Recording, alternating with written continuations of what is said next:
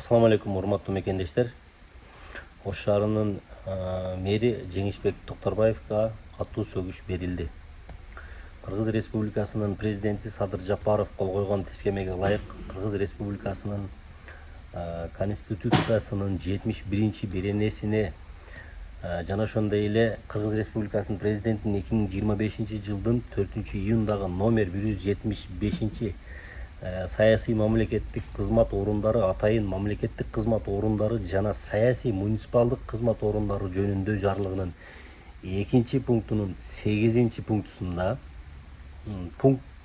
пунктчасында Кыргыз Республикасынын Эмгек кодексинин 88-беренесинин 1-бөлүгүнүн 3-пунктуна ылайык этика ченемдерин кайталап айтабыз, этика ченемдеринин аткарылбагандыгы түрүндөгү жүктөлгөн эмгек милдеттерин талаптагыдай эмес аткаргандыгы үчүн ошол президент Садыр Жапаровдун Ош шаарынын мэри Жеңишбек Токторбаевга катуу сөгүшү берилди.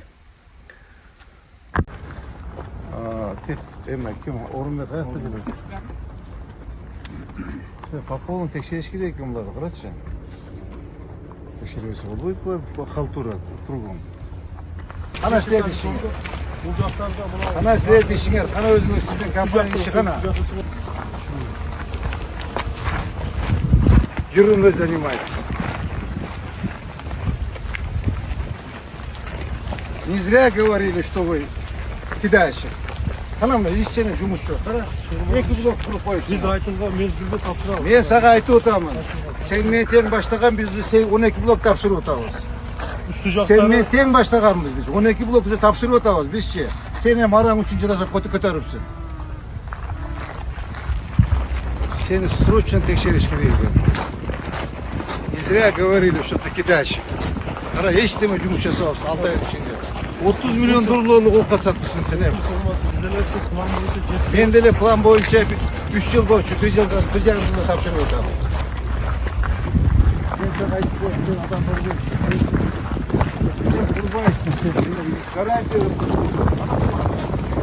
Ana kurban, üçüncü de kurban uşum.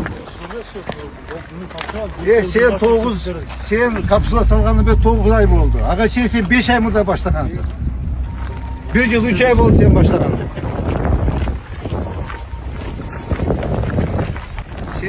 Sen başlagan bizim kuruluşlar bütün da işemesen var kör. Biz nakşasını alıp al oturasın şu. Gромко реклама кылып кой, бош сетеде. Sen получается воздух сатып алыпсың да сен. Sen айтпайсың, бе бул воздух дебейсиң бе? Кана квартира? Мен, допустим, квартира сатканда айтып, мына квартира курулуп атат, мына бир блок курулду деп көрсөтөм. Сен канча сатасың? Сен канча сатасың? Канчага кандай элишенип атат? Yok, кана башталган, ушу башталганыбы? Sen bunu davno бүтүшүң керек болчу.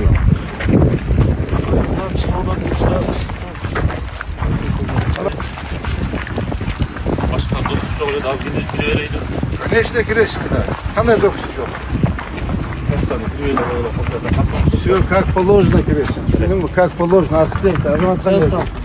Сиз үчөөңөр киргиле керек болсо неделе 7 раз киргиле. Керек болсо каждый день киргиле. 38 квартиранын даже 8 да жок. Билбейм, сен куралбайсың го. Мен айтам.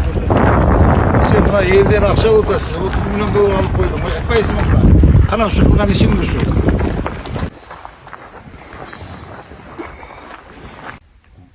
Коомчулук бардыгы эле ойлоп атат, бул сөгүш алганга чейин Жеңишбек Токторбаев өзүңүздөр жакшы билесиздер, Ош шаарындагы Ош City деген баягы бардыгыбыз кубанып жар салган, мен баш болуп, мен деле кубангам, мен жакшы иштер болот болсо кантип кубанбайсың. Ошондой баягы турак жайга барып текшергенден кийин болот, ошого элдин баары, коомчулуктун баардыгы ошол Ош Cityден кийин ушундай болду деген божомолду кылып атышат. Эгерде чын эле ошондой болгон болсо, анда мен ойлойм, анда туура эмес. Эгерде ишкерлерге кысым болуп же бир башкача нерселер болгондо, Ош шаарынын мэри буга чейин башка компанияларга дагы барып, аларга дагы текшерип, алар да көп эскертүү берди. Ошол убакта жасаш керек болчу. Анан негизи бул сөгүш берер, этика боюнча сөгүш берердин алдында эле мен Садыр Жапаров президентибиз сөгүш бергенге чейин эле буга чейин айтып чыкканмын бир нече жолу. Ош шаарынын мэри баягы кол алдындагыларга же башкаларга мындай жүргөндө сүйлөгөн сөздөрүндө мындай этикага деп YouTube'га дагы мени көптөн бери көрүп жүргөндөр болсо билет, ал видеомду көргөнсүздөр. Бир топ ызычууга калып, бир топ мындай тепки комментарийлерге калганмын да, ошол боюнча жазып коюп. Эми акта караны кара деш керек, бирок баягы менде дагы адат жок ондой жыгылган адамды тепкилемей же бир адамдын кемчилигин бирөө чукса ага кошулуп алып дагы эме кылбайчы. Бирок тескерисинче ошол нерсе бул мэрибизге мындай шык болуп алдыга карап умтула турган нерсе болот деп ишенем. Мэрибиздин иштеп аткан ишин баарыбыз көрүп атабыз, жакшы. Кемчилиги жок эми адам болбойт, баарыбыз эле катачылык кетиребиз, кемчилик кетиребиз дегендей. Анча нерселерди туура эмес жагын туура эмес деп, туура жеген туура деп айткан коом болуш керек да. Бир жолу эле баягы сеники туура, эмне кылса дагы туура дей берген негизи болбойт деп ойлойм.